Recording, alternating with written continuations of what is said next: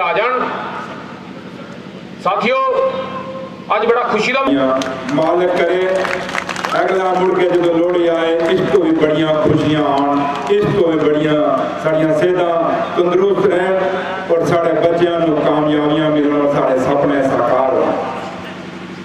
मेरे बुजुर्गों, मेरे वीरों,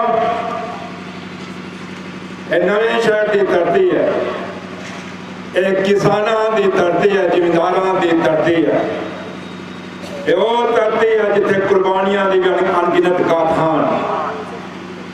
इस धरती पर बोलन का मौका 1990-91 में मिलिया थी।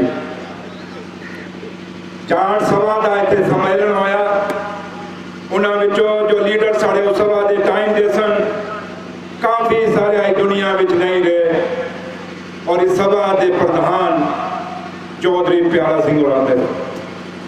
इस दिन जो असीं इकट्ठे होए सरदार मनजीत सिंह जी ने जाट सभा के प्रधान उन्होंने अपने कुछ मुद्दे मेरे सामने रखे और क्यों रखे, एक मान समझ के रखे कि आज साढ़े बिचों डिप्टी चीफ मिनिस्टर है, साड़ी गल्लां ये पूरियां करे।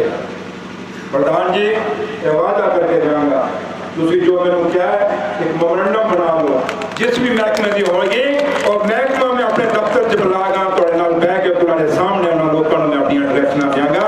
इन्ना दम सुरेंद्र चौधरी रखदा मेरे बुजुर्ग पाया आईटीआई खोलना चाहते हो क्या और किसी का कोई इंडस्ट्री का कोई यूनिट लगाना चाहते हो तो इंडस्ट्री की जगह भी विधानसभा तो आया अगर साडे को चल के आए पहले उन्हें सुनना ओदी गल नूं किते तक पहुंचाना ताकि उन्हें महसूस नहीं होए कि मेरा चुनिंदा नुमाइंदा भावें कोई विधानसभा तो है लेकिन मेरी परवाह नहीं करता।